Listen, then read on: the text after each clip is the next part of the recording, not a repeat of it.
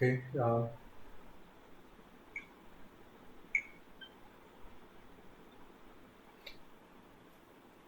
Good morning, everyone. So today, let us look at the following topics under transformers. Firstly, we have principle of operation, followed by EMF equation and transformation operation. Okay. So that is the objective for today's class. Okay. First, we'll start with the principle of operation.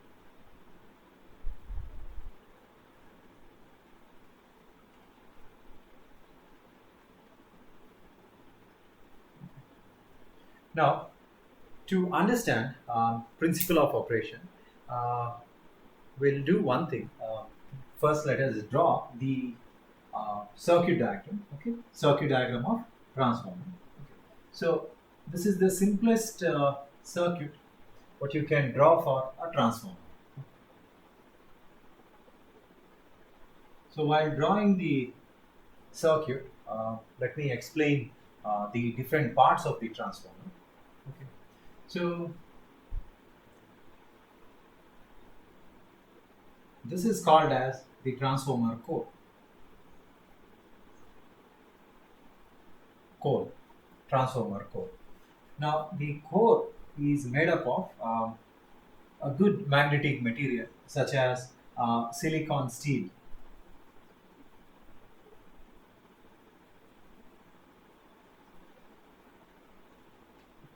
Silicon steel. In the sense, mu r value, the relative permeability of the material is very high.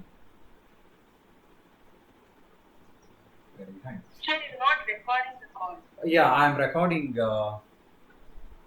using my laptop, front-facing camera I have used. Okay. So yesterday's video and today's video, today I will upload in the class flow. All right. So transformer core is made up of a very good magnetic material such as silicon steel. So we say a good magnetic material on the basis of mu r value. Mu r is called as the relative permeability of the material.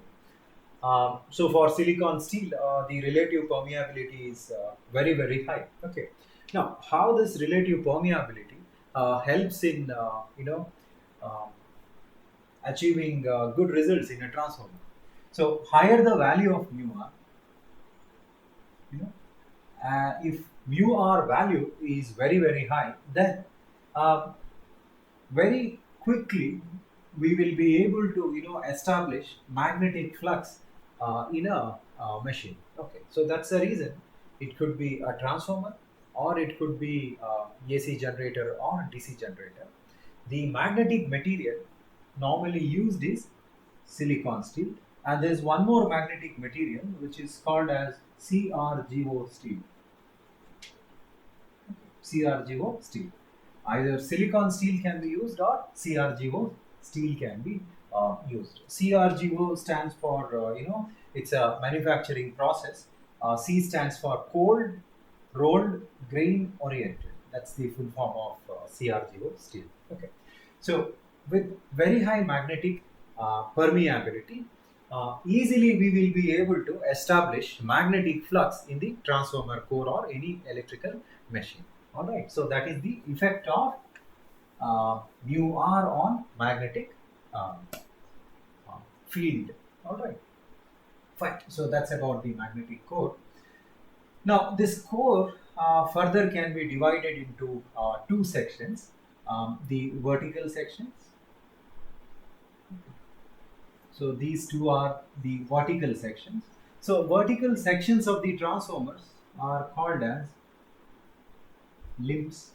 Okay, and you also have the horizontal sections, right? So these two are the horizontal sections. So the top and bottom sections, the horizontal sections, are called as yoke. Yoke. Okay.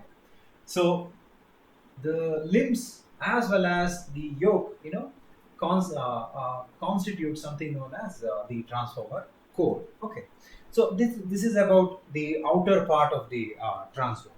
All right, so I'll erase this.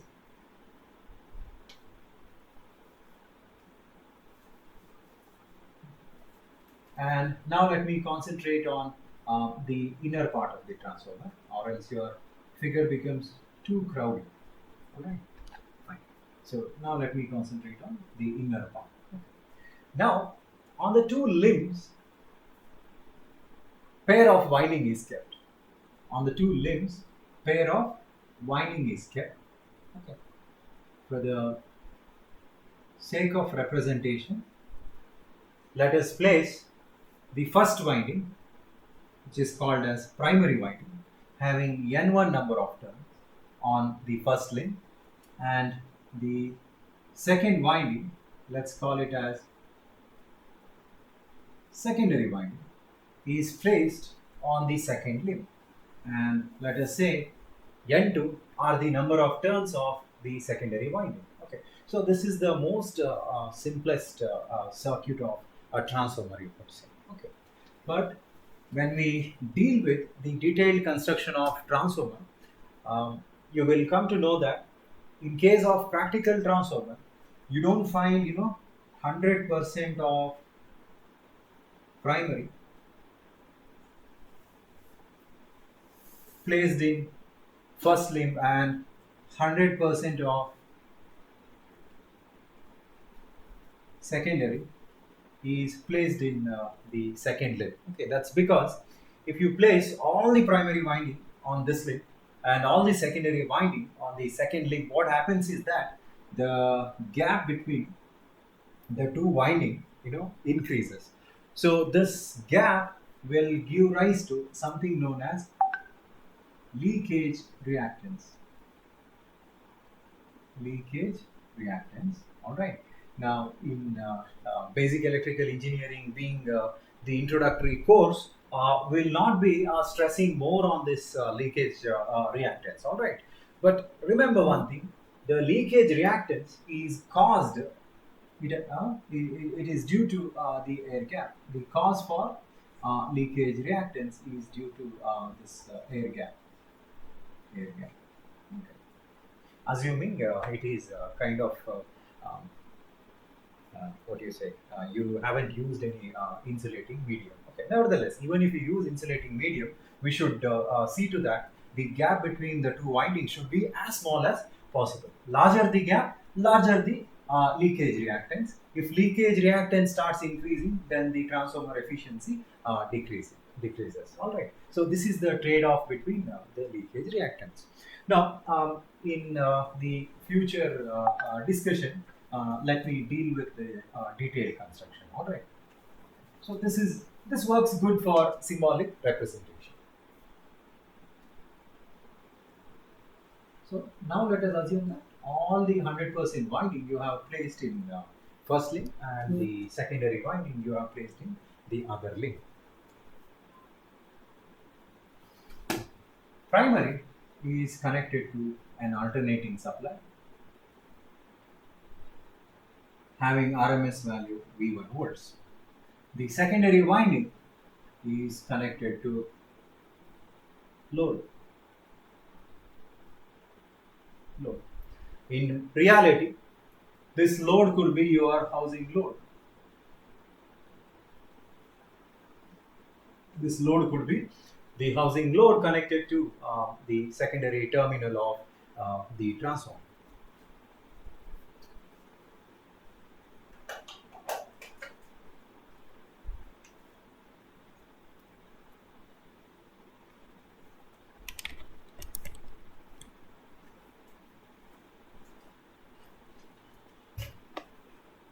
So we can't see the video. 1 minute, 1 minute. I know. Okay, now you can see, right? Now you can see, right?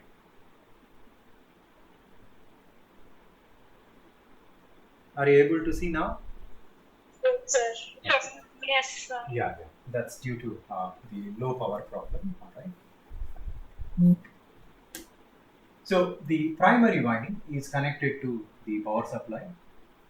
Let us say I1 is the primary current whose RMS value is capital I1. And on the secondary side, the moment when you connect the load draws the secondary current I2. Okay. So let's define first. Let's say V1 and V2 are the RMS values of primary voltage and terminal voltage respectively. Okay. So first let us define V1 and V2. V1 being the RMS value of primary voltage and or the supply voltage, and V2 being the terminal voltage across the load. Alright. Similarly, you can define I1 is equal to primary current RMS value of primary current. Okay, and I2, let us consider the RMS value of secondary current.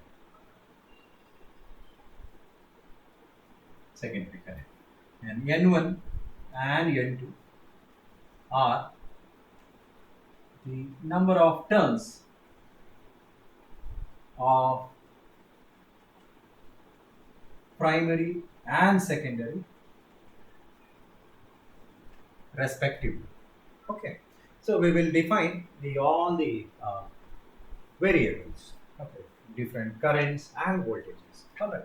So after defining the variables, you can take up the explanation. Alright. Now, when you connect an alternating voltage to the primary winding of the transformer, alternating current I1 starts to flow through the primary winding. Since current is alternating, what happens is that the alternating current will establish alternating flux in the transformer core.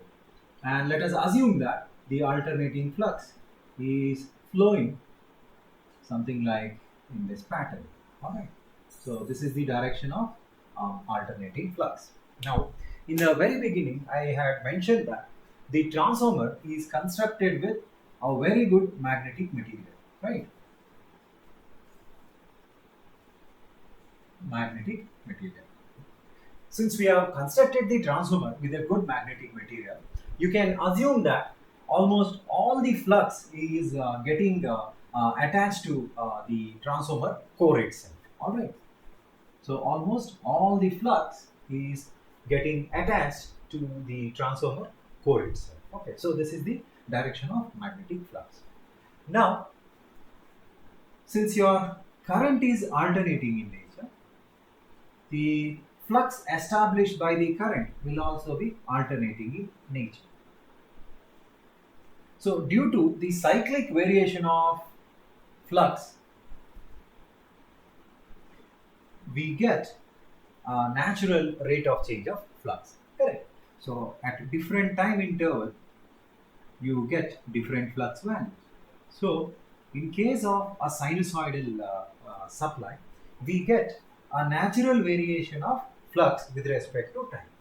Then, as per Faraday's law of electromagnetic induction, there exists an induced EMF E1 across the transformer primary winding. So E1 we have taken across the transformer primary winding. The expression for E1 can be obtained from the Faraday's law of electromagnetic induction. So that is E is equal to minus N into d phi by dt, where the negative sign basically is introduced based on the Lenz's law, and as per Lenz's law, the direction of induced EMF is such a way that it opposes the cause. In the sense, E1 tries to oppose the cause. The cause in this particular case is your supply voltage V1. So since it is opposing the cause, that's the reason we have introduced this negative sign. Okay, so this phenomenon was observed by Lenz. So that's the reason we call it as Lenz's law. So using Lenz's law, you can put a negative sign here. Alright, and that is equal to, in our circuit, number of turns what we are considering is N1, and EMF what we have considered is E1. So therefore, with respect to primary, you can write, therefore with respect to primary, the induced EMF can be given as E1, which is equal to minus N1 into d phi by dt. So this induced EMF is called as the self-induced EMF.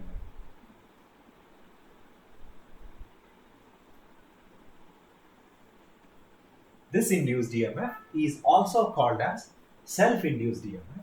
Okay, and you can also write the expression for induced EMF using something known as the inductance of the coil. Okay, so I'll carry it over here. Okay, so E1 can also be written as, okay, you can see here, I'll write minus N1. Okay, and what I will do, d phi by dt, I will slightly tweak.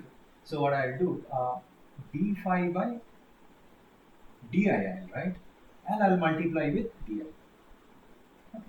So di gets cancelled, right? So no harm done mathematically. Now, by doing so, I can extract a very useful information, that is the ratio of flux to current. In a linear magnetic circuit,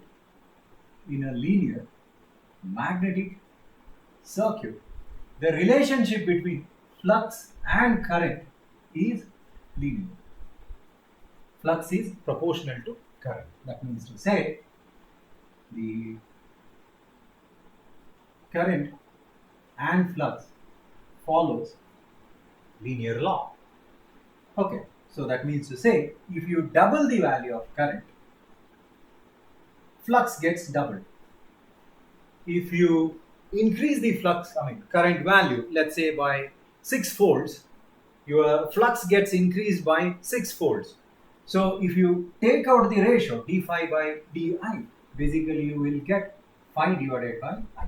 Okay, so what we can do, we can replace d phi by di as phi by I.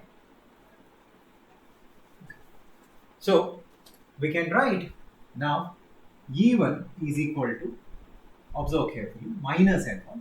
So what we can write, d phi by di as phi by I. Phi I can write, and divided by I can write. Now, instead of writing I, probably I can write I1, because we are dealing with the primary circuit, correct?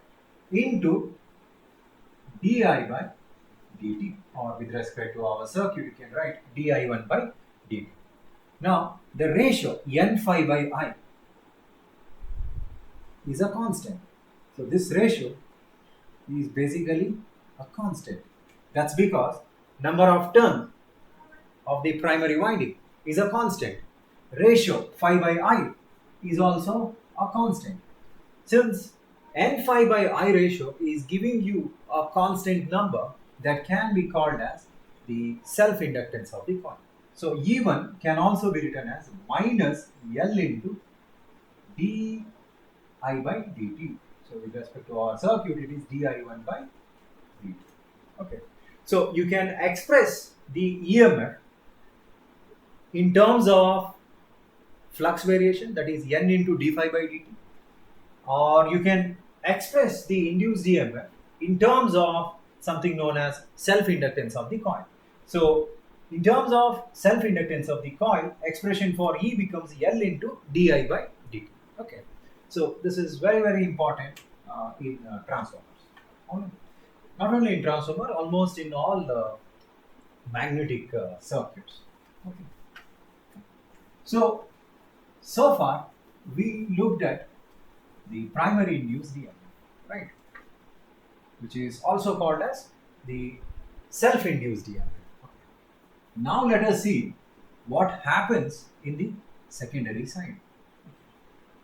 As you can see clearly that the magnetic flux phi links the primary coil as well as the secondary coil. And magnetic flux phi is varying with respect to time. And that's the reason what happens is that due to the variation of magnetic flux, which is linking with primary coil as well as secondary coil, there exists a second EMF induced, but this time it gets induced across the secondary winding N2. Okay. So the induced EMF on the secondary side is taken as E2, and E2 can be given as negative N, right? Now E2 is induced in which winding? The secondary winding. Hence, you are supposed to consider N as N2 into d phi by dt. Into d phi by dt. Fine. And fine. So this is the expression for induced EMF in the secondary winding. Okay. Now you could induce E2 in the secondary winding just by connecting the power supply onto the primary winding. So E2 is called as mutually induced EMF. That's because the flux phi can also be called as mutual flux. Okay, that's not exclusive, right? Phi is not exclusive. Okay, because phi is linking with coil N1 as well as coil N2. Since phi is linking with both the coils, you can call it as mutual flux. And due to this mutual flux, the induced EMF is also called as mutually induced EMF. Mutually induced EMF. Alright. Now,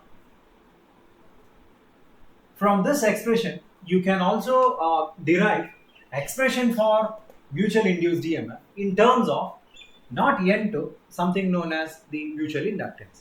How you have had self-inductance for the primary coil, you can also bring in the concept of mutual inductance. Okay, that is also similar to self-inductance. Okay, just we are calling mutual inductance. It is due to the mutual flux. Okay, so U2, let us rewrite. So let me write N2 as it is. Instead of d phi by dt, let us write, let's say, di1. Sorry, first let me write d phi only in the numerator, divided by di1 into di1 divided by dt. Okay, so di1 gets cancelled, so you haven't caused any harm in the equation. Again, the same explanation holds good. Sorry. In a linear magnetic circuit, flux is proportional to current. Hence, d phi by di1 can be replaced with phi by I1. So you can write E2 is equal to minus N2 into phi divided by I1 into di1 by dt. Okay, where the ratio N2 into phi divided by I1 is called as the mutual inductance M. Mutual inductance M. Hence, you can write expression for mutual inductance as E2 is equal to, okay, in place of N2 phi divided by I1, let us introduce, of course, this negative sign, M term into di1 by dt. Okay. As you can see, in the induction of E2, the current I1 is present. That is what is called as mutual inductance. You are able to produce EMF in the second circuit due to the variation of primary current. So that is called as mutual induction. Alright. So this is how the transformer works. So transformer basically works on the principle of mutual induction. Mutual induction, okay, which is nothing but electromagnetic induction. All right. So the transformer works in the principle of mutual induction, in which the supply is connected to the first coil, and supply is alternating in nature. That's the reason a self-induced EMF gets induced in the primary coil. Since the secondary coil is linked with the primary with the help of mutual flux, there exists secondary induced EMF across the secondary winding. And this induced EMF, E2, is called as mutually induced EMF. Okay. And we have written an expression for mutually induced EMF, right? That is minus N2 d phi by dt, or E2 is equal to minus M into di1 by dt. Okay. So we have written both the expressions in terms of number of turns as well as in terms of mutual inductance. All right. So this is the working principle of transformers. Very, very important. All right. Very, very important working principle. So second one, what we have is the transformation ratio.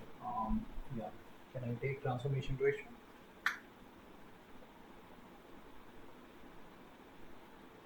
No, let me take EMF equation.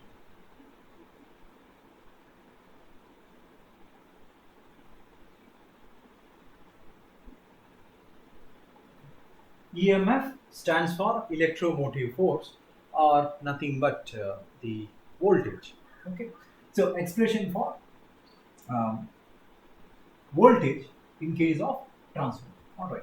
So quickly let us draw the equivalent circuit of a transformer.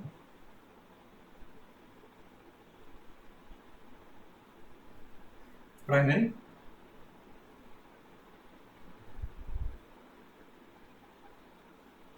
say secondary,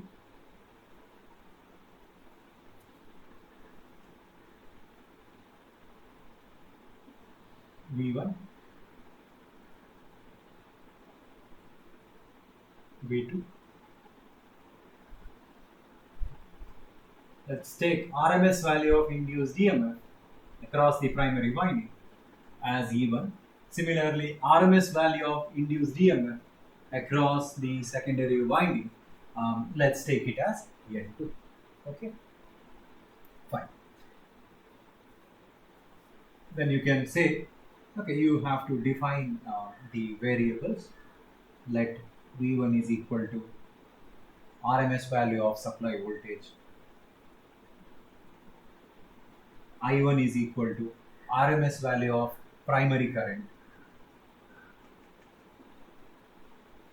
I2 is equal to RMS value of secondary current, V2 is equal to terminal voltage across the load, and E1 is equal to induced EMF across primary winding. Similarly, E2 is equal to induced EMF across the secondary winding. Okay. So first you have to define the following. Once you are done with the defining the variables, you can say that as per Faraday's law of electromagnetic induction, as per Faraday's law of electromagnetic induction, Faraday's law of electromagnetic induction, the induced EMF in the primary, can be given as E1 is equal to minus N1 into d phi by dt. Right? E1 is equal to minus N1 into d phi by dt, where phi can be taken as phi m sine omega t. Alright. Let's consider the expression for flux as equation 1, where phi is nothing but a sinusoidal flux. Phi is equal to phi m sine omega t. Okay. And then you can substitute the value of phi in the main equation. Okay, so substitute phi in EMF equation or induced EMF equation. So E1 is equal to minus N1 into d by dt of phi m sin omega t. Okay, so you need to basically differentiate sin omega t with respect to dt. So E1 is equal to minus, let us group the constants together. So it is N1 into phi m, it is also a constant, and omega, right? So when you differentiate sine, you will get cos omega t into omega. So this becomes cos of omega t, cos of omega t. So to absorb the negative sign, we can write minus cos theta as sine omega t minus 90 degree. So E1 can be written as minus N1 phi m omega into, so we will absorb the negative sign. Let us absorb the negative sign by taking omega t minus pi by 2. So the negative sign gets absorbed using this transformation. Okay. Now what I want you to do is that I want you to compare, say, flux expression with the induced EMF expression. So when you compare, you would see that the phases are not the same, right? So flux you have assumed at 0 degree phase. On the other hand, if you look at the induced EMF E1, the induced EMF E1 has a phase lag of minus 90 degree. So phase lag of 90 degree. So if you were to draw the vector diagram of, let's say, flux and induced EMF E1, you would be getting something of this kind. Okay, let's say this is your reference x-axis. So along reference x-axis, let us draw flux phi. All right. And if you compare the phase of flux phi with induced EMF E1, you would see that the induced EMF E1 is lagging behind flux by an angle of 90 degree. So your EMF, okay, let's say RMS value, let's consider E2, is lagging behind the flux value by 90 degree. Okay, so this is the phase relation between flux and the induced EMF. All right, fine. Okay. Also, the product N1 phi m into omega is given as EM, the maximum value of induced voltage. The maximum value of induced voltage. Why maximum? Why not any other value? That's because you are multiplying with the maximum flux value. So you're not multiplying with any instantaneous flux value. You are basically multiplying n and omega with maximum flux value. That's the reason you get the maximum value EM. So substituting this value in the main equation, you would get instantaneous value of E1 can be given as EM. Okay, observe carefully. This product we have replaced with EM into sine of omega t minus pi by 2. Okay, so this is the expression for induced EMF expressed in terms of instantaneous values. Okay, now where we have seen that EM is equal to N1 phi m into omega. Okay, but we are not interested in maximum value, right? Because in day-to-day life, we come across, or we rather use the RMS value. So maximum value can also be written in terms of RMS value, right? So you can write maximum value as RMS value E1 divided by root 2, right? maximum value. Sorry, this one I wanted to tell. EM is equal to root 2 times RMS value. Yeah, RMS value, where E1 is equal to RMS value. RMS value. Just see what you get when you apply the RMS value. Let's try finding out the expression for EMF in terms of the RMS value.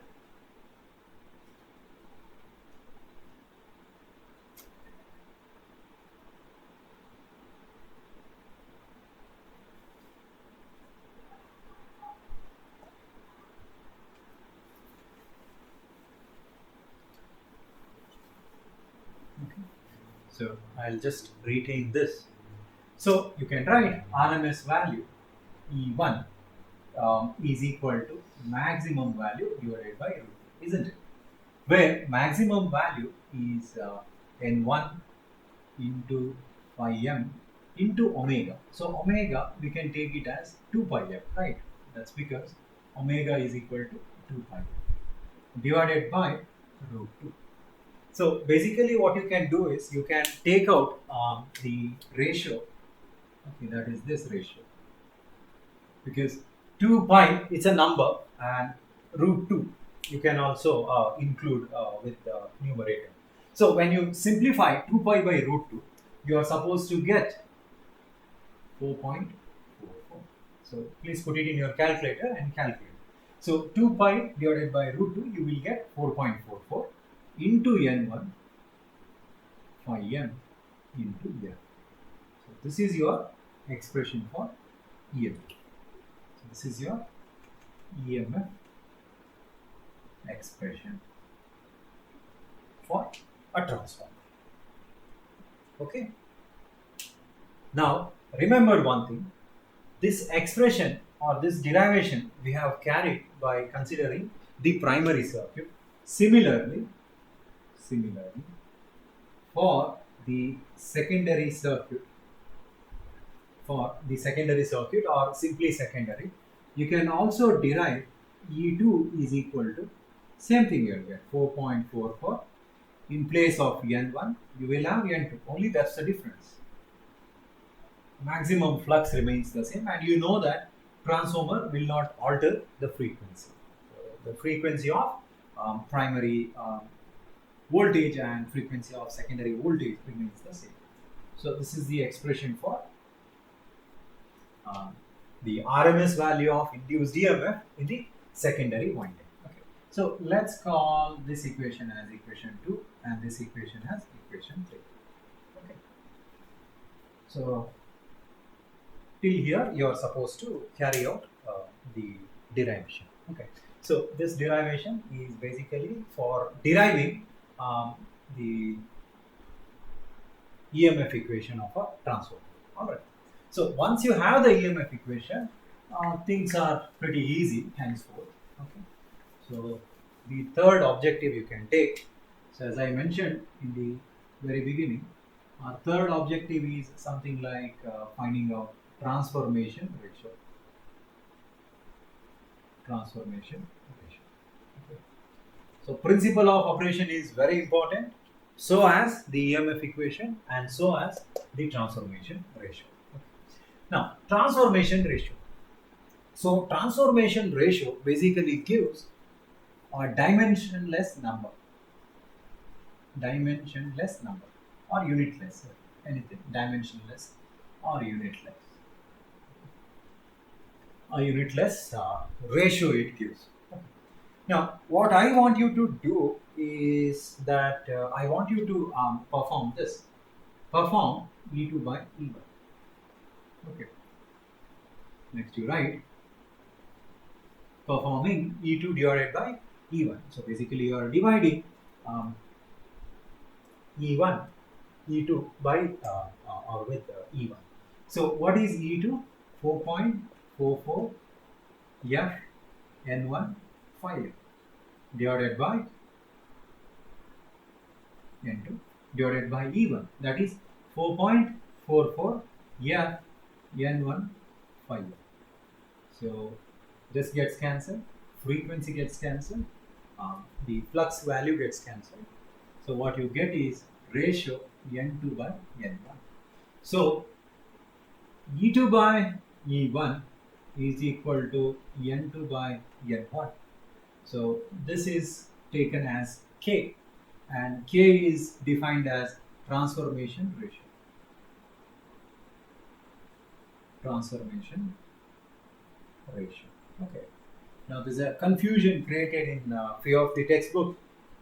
Sometimes they say turns ratio. So you have to be very careful with transformation ratio and turns ratio. Transformation ratio is always N2 divided by N1. On the other hand, turns ratio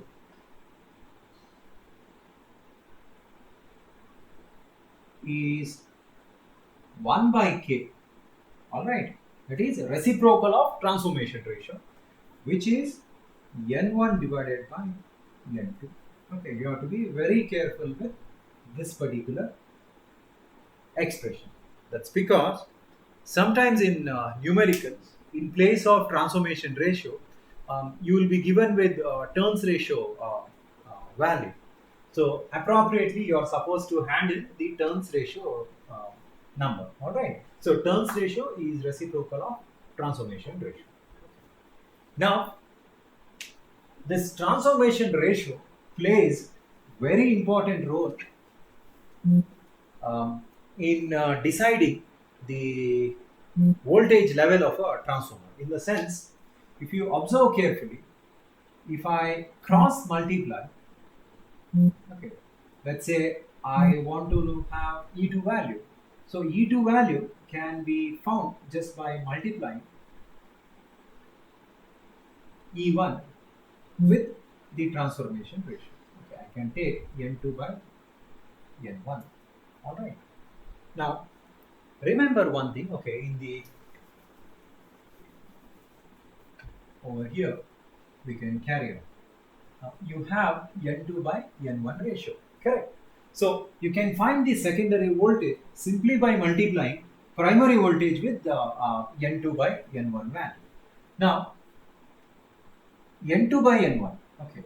If number of turns of the secondary winding is greater than N1, you would get N2 by N1 ratio greater than 1. Correct. If you choose secondary turns greater than primary turns, for example, let us say we have taken 1000 turns on the secondary winding and say 10 turns on the primary winding. So we get the ratio N2 by N1 as something like 1000 divided by 10. So that is 100. So always when N2 is greater than N1, ratio N2 by N1 is greater than 1. If N2 by N1 ratio is greater than 1, then E2 is always greater than E1. So if such is the transformation ratio, then you will get something like step up operation. Step up operation. So in case of step up operation, the secondary voltage is greater than the primary voltage. To achieve this condition, what you have to do is, while constructing the transformer, you should make sure that secondary turns are greater than primary turns. Okay. So that's about the step up operation. On the other hand,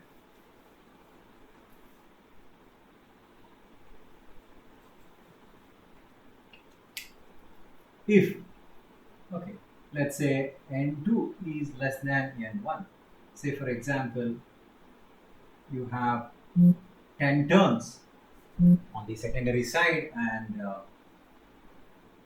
1000 turns on the primary side, right? So N2 is less than N1.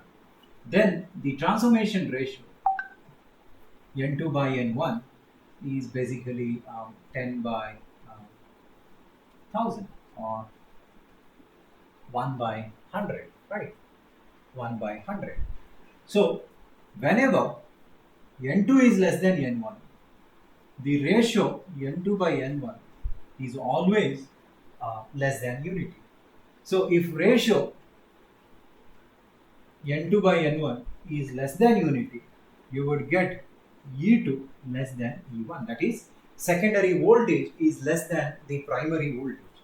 So if such is the transformation ratio, you can say that the transformer is working in step down operation,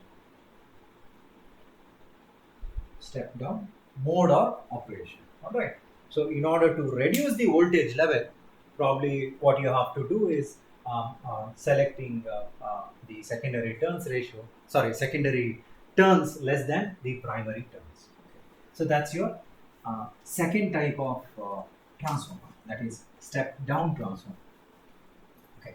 As I was mentioning, all distribution transformers are step down transformers because 11 kilovolts is reduced to 430 volts. So basically you are achieving step down operation over there. Okay. You also have a third type of transformer in which N2 is equal to N. So when N2 is equal to N1, ratio N2 by N1 is always 1, that is unity. So when N2 by N1 ratio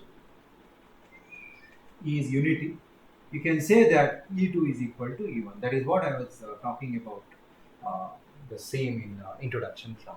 Okay. So secondary voltage is equal to primary voltage. Such an operation is called as isolation transformer.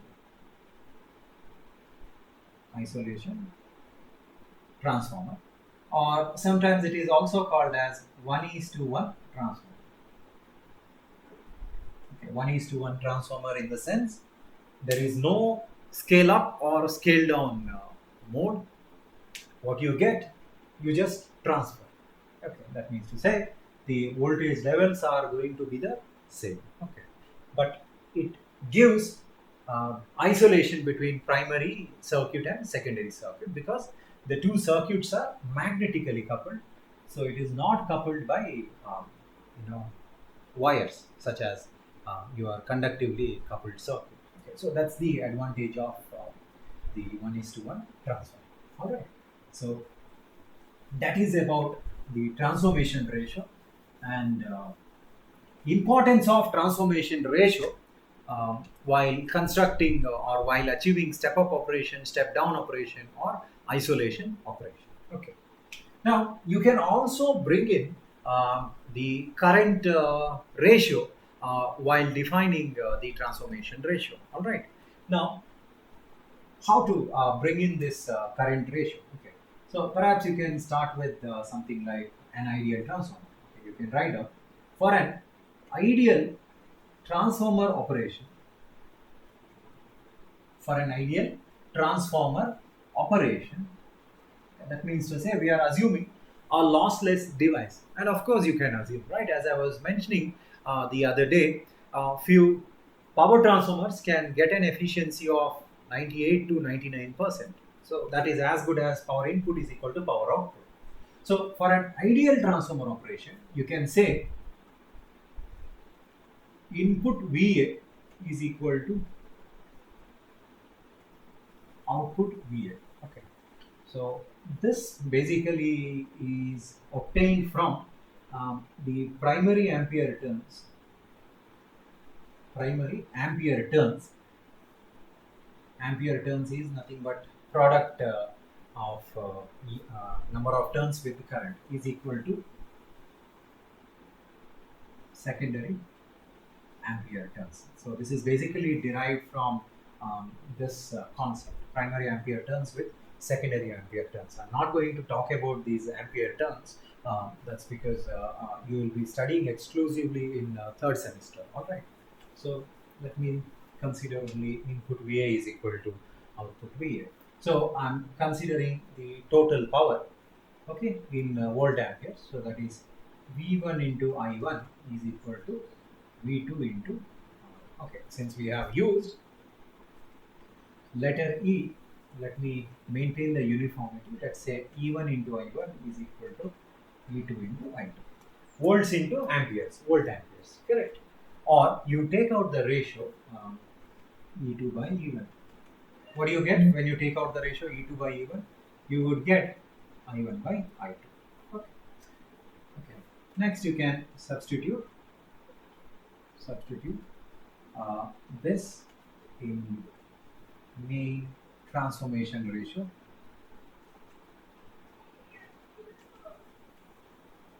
Main transformation ratio. The main transformation ratio expression goes like this: E2 by E1 is equal to N2 by N1, right? You had obtained in the previous step.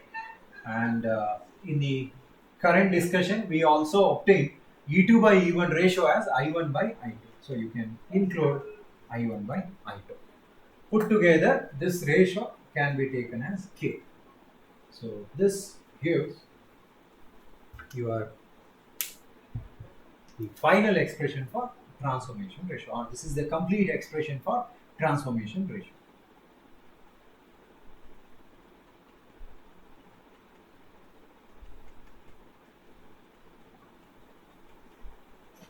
Transformation ratio. Very, very important. Now, I just wanted to tell you this one. If, let's say, in the exam you have been asked to explain the working principle of transformer, you have to write down the circuit diagram and tell how E1 is induced and E2 is induced. Okay, that is sufficient for working principle. On the other hand, if at all they have asked you to derive an expression for induced EMF, so you will have to derive something like, in the previous discussion you have seen, right? E1 is equal to 4.44 F5 N1. So you derive this expression, and you also say that E2 is equal to same thing into N2, and you have to provide this the transformation ratio, because that gives kind of the complete picture of transformer operation. All right. So let me stop here for today. So in the next class, what we can do is we can solve some problems on EMF equation. All right. And once we are done with the EMF equation, we can discuss about the efficiency of a transformer, how to determine the efficiency of a transformer. All right. So that's it for today. Okay. So next class, let's see. All right. If you have any doubts, you can stay back and you can discuss. If you don't have doubts, you can quit the classroom. All right. Thank you so much.